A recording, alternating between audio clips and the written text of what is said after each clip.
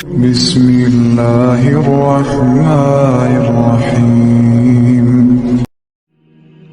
قل تعالوا أتل ما حرم ربكم عليكم ألا تشركوا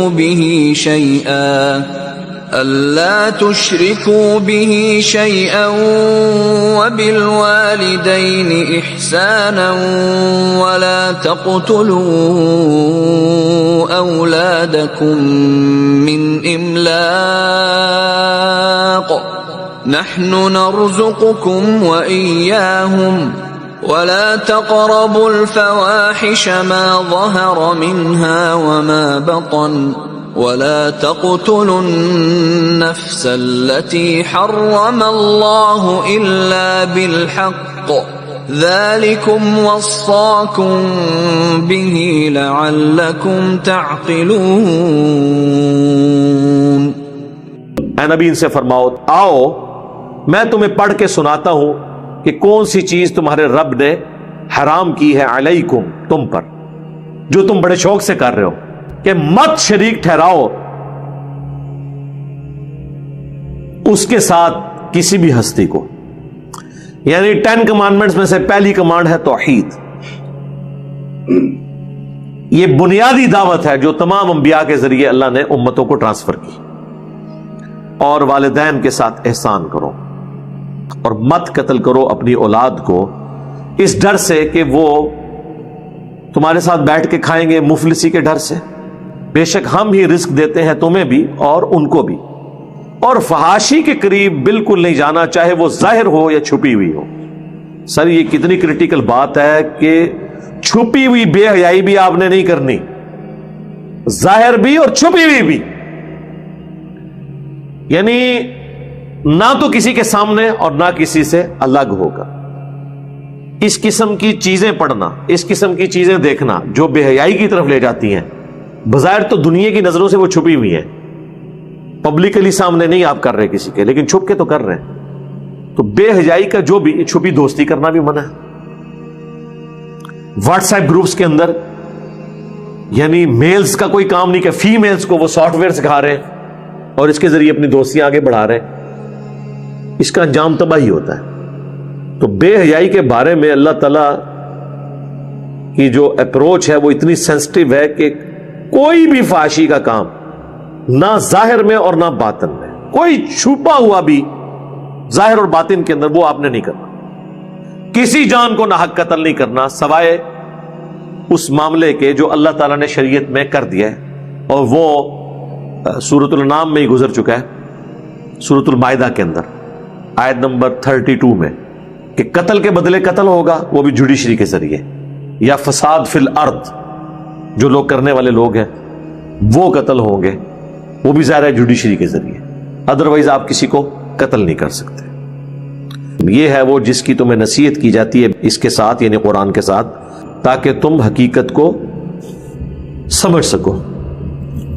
ولا تقربوا مال اليتيم إلا بالتي هي أحسن حتى يبلغ أشده وأوفوا الكيل والميزان بالقسط لا نكلف نفسا إلا وسعها وإذا قلتم فاعدلوا ولو كان ذا قربى وبعهد الله أوفوا ذلكم وصاكم به لعلكم تذكرون۔ اور مت یتیم کے مال کے قریب جانا مگر اس طریقے پر جو احسن ہو، یہاں تک کہ وہ بڑی عمر کو پہنچ جائے، اور پورا ناپ کر دو انصاف کے ساتھ۔ یعنی جب کوئی چیز تولو کاروبار کرتے ہوئے تو پورے انصاف کا خیال رکھنا ہے۔ اللہ تعالیٰ کسی جان کو تکلیف میں نہیں ڈالتا مگر اس کی طاقت کے برابر، یعنی حد الامکان کوشش کرو حق پہ قائم رہنے کی، لیکن اس میں وہم کا بھی شکار نہیں ہونا، جتنا آپ کر سکتے ہیں پاسبل، لیکن بالکل بھی اس کو ریلیکس نہیں ہو جانا کہ خیر ہے پل چک معاف ہے، اس طرح نہیں۔ اور ایک معنی یہ بھی ہے کہ اللہ تعالیٰ جو آزمائش کسی پہ ڈالتا ہے نا، وہ اس کی طاقت کے برابر ڈالتا ہے۔ اسی لیے دیکھیں انبیاء پہ زیادہ آزمائشیں آتی ہیں، جو ترمذی ابو داؤد میں حدیث ہے کہ سب سے زیادہ تکلیف اللہ کی راہ میں انبیاء کو آتی ہیں، اس کے بعد ان پر جو انبیاء کے بعد اللہ کو محبوب ہوتے ہیں، اس کے بعد ان پر جو ان کے بعد اللہ کو محبوب ہوتے ہیں.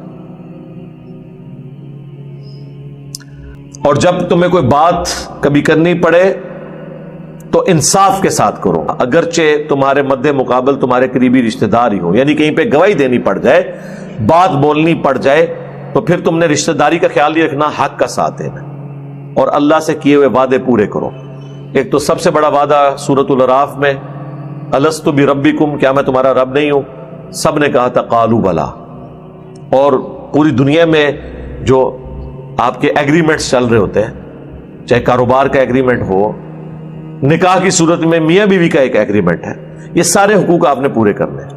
یہ ہے وہ جس کا اللہ تعالیٰ تمہیں حکم دیتا ہے تاکہ تم نصیحت قبول کرو. یعنی یہ جو 10 کمانڈمنٹس بڑی بڑی آئیں گی. وَأَنَّ هَذَا صِرَاطِي مُسْتَقِيمًا فَاتَّبِعُوهُ وَلَا تَتَّبِعُوا السُّبُلَ فَتَفَرَّقَ بِكُمْ عَن سَبِيلِهِ ذَلِكُمْ وَصَّاكُمْ بِهِ لَعَلَّكُمْ تَتَّقُونَ.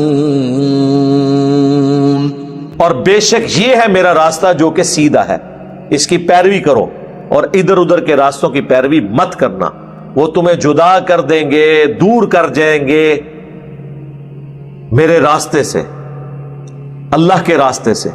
یہ ہے وہ جس کا تمہیں حکم دیا جاتا ہے تاکہ تم پرہیزگاری کی روش اختیار کر سکو. ثم آتينا موسى الكتاب تماما على الذي أحسن وتفصيلا لكل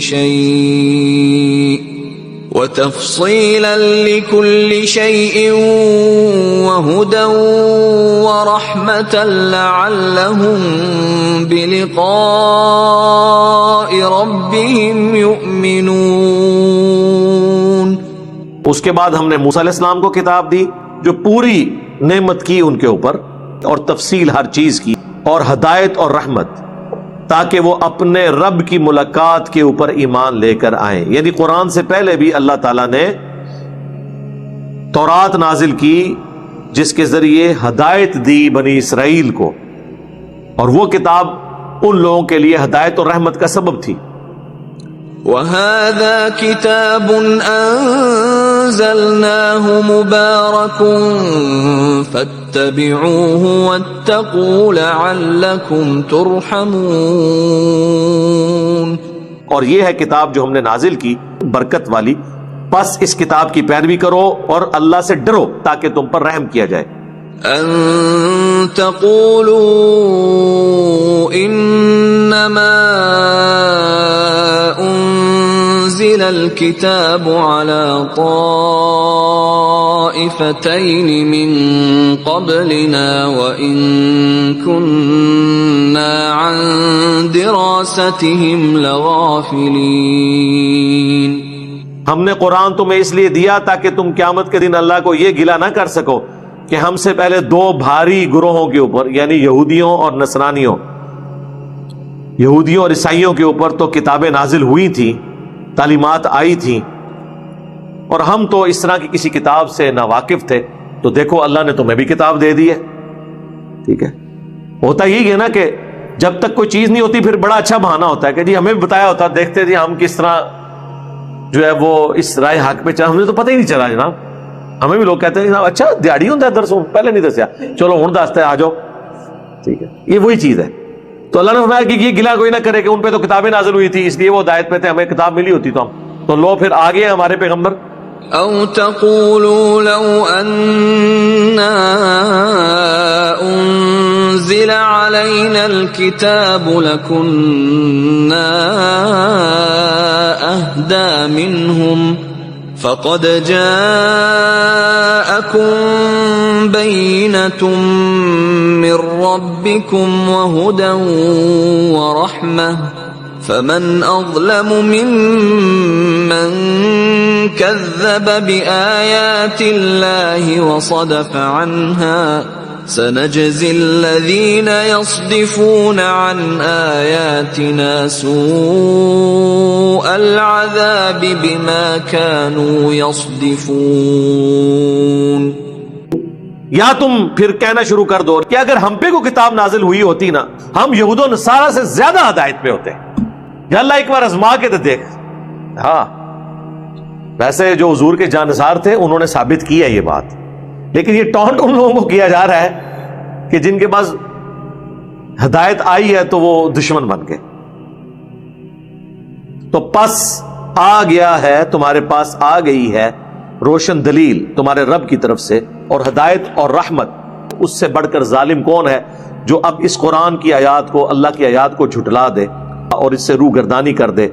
ان قریب ان لوگوں کو جو ہماری آیات سے منہ موڑ لیتے ہیں برا عذاب دیا جائے گا بسبب اس کے کہ جو راہ حق سے وہ عناد کیا کرتے تھے. هل ينظرون إلا أن تأتيهم الملائكة أو يأتي ربك أو يأتي بعض آيات ربك يوم يأتي بعض آيات ربك لا ينفع نفسا إيمانها لم تكن آمنت من قبل أو كسبت في إيمانها خيرا قل انتظروا إنا منتظرون. کیا تم اس بات کے انتظار میں ہو کہ اللہ کے فرشتے نازل ہو جائیں عذاب لے کر، یا تمہارا رب خود آ جائے؟ یعنی قیامت کے دن آنا نا، وجاء ربک والملک صفا صفا، یا اللہ کی طرف سے کوئی بڑی نشانی آ جائے عذاب کی شکل میں تم پر. پھر اس روز جب کہ نشانی آئے گی نا تمہارے رب کی طرف سے کوئی ایسی، پھر کسی ایمان لانے والی جان کے ایمان کو اللہ قبول نہیں کرے گا جب منہ مانگا معجزہ دے دیا جائے گا. تو ایسا ہوا نہیں ہے، لیکن پہلے سنت ہے. جس طرح کہ اونٹنی کا معجزہ آیا تو پھر قوم سمود کی توبہ اللہ نے قبول نہیں کی. جو کہ پہلے ایمان نہیں لایا ہوگا اس وقت ایمان لانا اسے نفع نہیں دے گا، یا پہلے اس نے اپنے ایمان کے ساتھ کوئی نیکی نہیں کی ہوئی تھی تو وہ اس کے کام نہیں آئے گی. پھر اے نبی تم فرماؤ کہ انتظار کرو، بے شک میں بھی انتظار کرنے والا ہوں. ان الذين فرقوا دينهم وكانوا شيعا لست منهم في شيء انما امرهم الى الله ثم ينبئهم بما كانوا يفعلون. بے شک وہ لوگ جنہوں نے دین میں فرقے بنا لیے اور گروہوں میں بٹ گئے، اے نبی آپ کا ان سے کوئی تعلق نہیں ہے، ان کا معاملہ اللہ کے سپرد، پھر اللہ تعالیٰ انہیں خبر دے دے گا جو دنیا میں وہ کرتوت کیا کرتے تھے.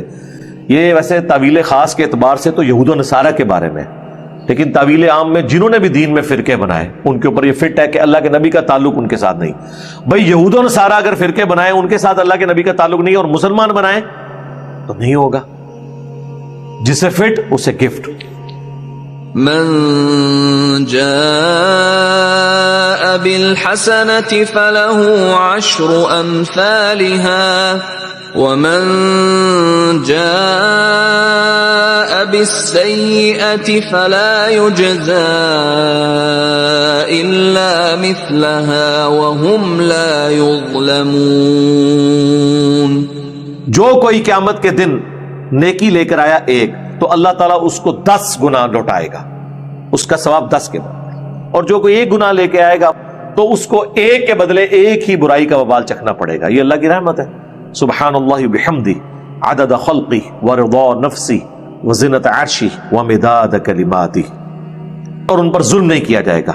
قل اننی ہدانی ربی إلى صراط مستقيم دينا قيما ملة إبراهيم حنيفا وما كان من المشركين.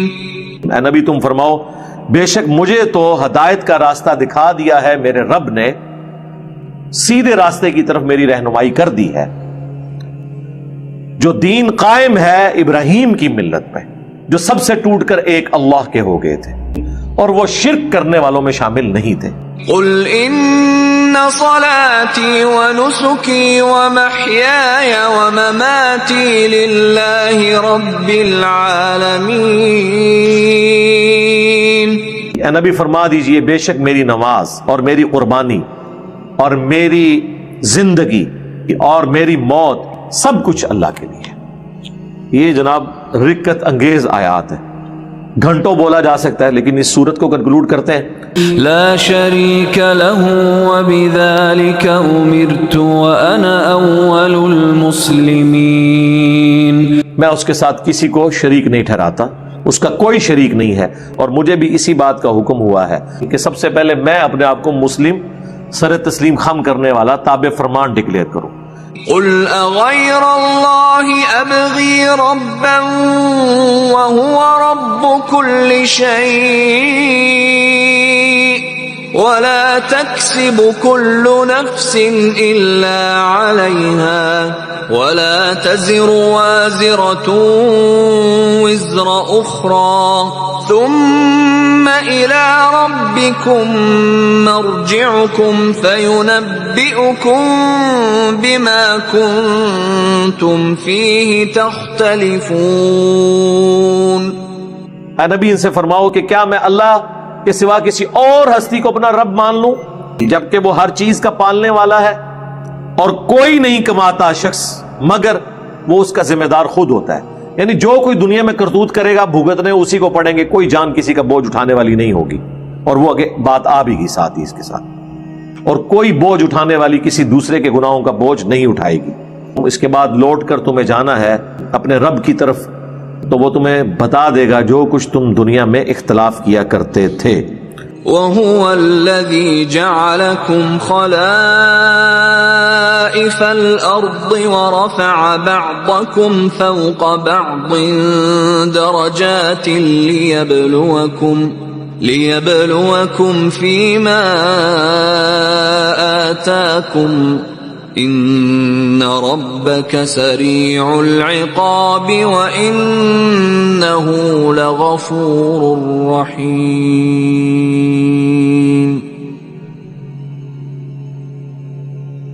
وہی اللہ ہے جس نے تمہیں زمین میں اپنا خلیفہ بنایا ہے اور بعض کو بعض پہ فضیلت دی ہے درجات میں. ظاہر ہے کہ تمام انسان برابر نہیں ہے، جینڈر کے اعتبار سے بھی اللہ نے ایک جیسی صلاحیتیں نہیں دی ہیں. ایک جینڈر کے اندر بھی ہر بندے کو ایک جیسی صلاحیت نہیں دی ہے، کسی کو عقل دی ہے، کسی کو جسم دی ہے، کسی کو خوبصورتی دی ہے، کسی کو طاقت دے دی ہے. تو یہ تو تم چوز نہیں کر سکتے، لیکن جو کام کرنے والا ہے نا وہ یہ ہے بعض کو بعض پہ فضیلت دی ہے. لیکن ایک چیز ہے کہ آخرت کے معاملے میں تم کر سکتے ہو تاکہ اللہ تمہیں جانچے جو کچھ تمہیں اللہ نے دیا ہے.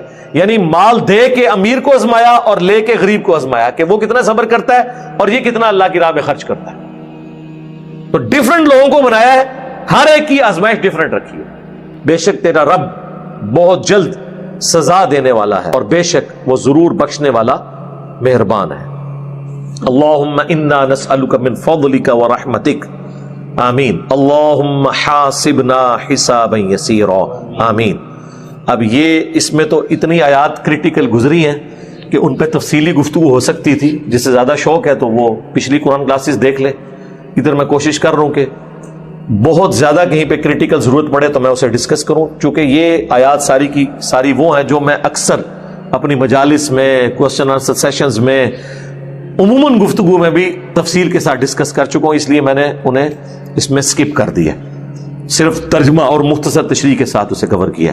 سبحانک اللہم و بحمدک اشہد ان لا الہ الا انت استغفرک و اتوب الیک وما علینا الا البلاغ المبین. آمین.